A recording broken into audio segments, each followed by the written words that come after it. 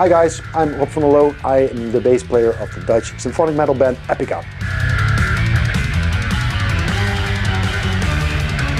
Actually, the very first Dingwall, I got in touch with Sheldon, I believe somewhere in 2010 or something like that. And I was really flabbergasted by the Super P and the Super J bass. And eventually, to be honest, I had a little bit of a good year, so to speak. So I decided to go for two basses. That's back in the day when Dingwall was still pretty much a boutique brand. There was like a long waiting list for it, so I wanted to have two basses. I went for two basses straight away. And that was like one PJ5, one with a maple fingerboard, and a Super J, and that's actually one of the first basses with the 3 pickup setting on it, and it's also a passive bass.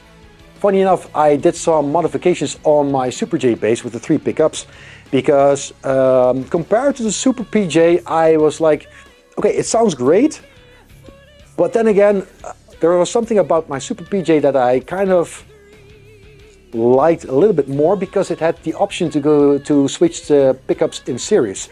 And I like that sound because it's like, it sounds a little bit more, I don't know, you can hear the neck pickup much louder, obviously.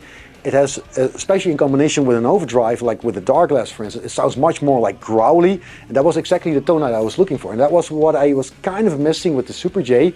So I asked my guitar tech, like, dude, can you maybe change the pickup wiring so I can have it like in series? And what he came up with was actually the bridge pickup, middle pickup in parallel, then with the neck pickup in series.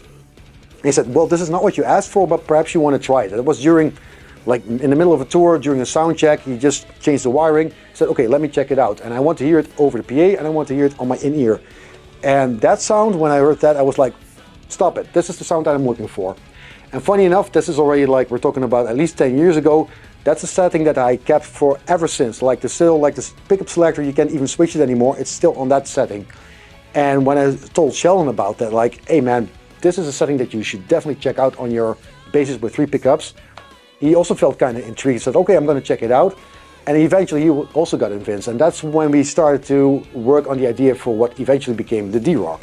Funny enough, they said like, dude, since you're collaborating with us for like many years already, we want you to have a signature model. And one of the Dingwall staff members said like, you're a total comic nerd, you're totally into Hellboy, which you can see obviously. We want you to have a Hellboy bass. I said, well, how do you envision that? Like, yeah, I don't know, come up with an idea. Perhaps you can do something with artwork on the bass or anything, or maybe like a red collar. And we ended up actually I ended up contacting Mike Mignola, who is the creator of Hellboy, and he gave us a license to use the artwork of one of my favorite comics from Hellboy. He loved the idea. He was like, he got in touch with me like within an hour, I believe, and he said like, yeah, I'm totally in for it, let's make this work. And that's what eventually became the Hellboy bass, but that's not the only feature. It's like, it eventually became an awesome 5-string bass, but it also featured like an onboard Darkglass B3K overdrive circuit. So that's like the very first Dingwall bass with an onboard overdrive. And the reason why I do that is because I always play with a B3K on stage.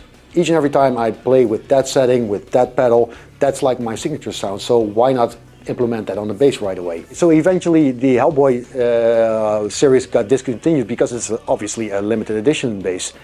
So Sheldon asked me like, okay, what are we going to do now? Do you want to continue with like a signature bass, or how do you envision that? I said, yeah, totally, dude, I'm absolutely in for it, because those basses are amazing. And well, how do you envision it? He said, well, you come up with an idea with a different finish, or maybe if you want to tweak certain things, or maybe like change certain options or whatever, but same basis, cool. So eventually I came with the idea like, perhaps we can try a bass with a Wenge neck, because I already had like a 4-string white Ducati D-Roc as well. And what I like about that bass is like the way how that neck feels. I'm really a big fan of the Wenge necks, because I'm a big sweater on stage, and if you have like a, yeah, if you use a different finish, it feels horrible. I kind of prefer to play with like more like a natural finish or something like that. It plays way smoother in my opinion. And also, like what we're going to do with the finish. Well, I thought it would be a cool idea to have a little bit of a nod to the very first bass that we actually created together, which was originally a silver gray.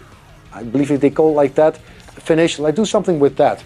He said, yeah, that sounds cool, but I want to do something different. Like maybe we can do something to make it look a little bit more spectacular, and also because you guys always play like big shows and do a lot with lighting shows and stuff like that, I want to do something that really is like an eye catcher. I said, go ahead, man. If you come up with a good idea, just let me know. And that's eventually when he came up with the carved top, like the fluted top, and it looks amazing. Like even our light guy, he says always to me like, can you always use that bass from now on, because that's like, it's such a joy to do a light show with. I know it sounds kind of stupid because it's mostly of course about how a bass sounds and plays, but then again, aesthetics also matter. And yeah, I mean, recently we done like 2 huge symphonic shows with orchestra and choir, and that bass, man, it rocks. It's like, at the moment, that's my favorite bass that I ever owned. Well, thank you guys for watching and listening to me. This is my collection for now, because I'm pretty sure more basses will follow. So keep an eye on the Dingwall social media. Cheers.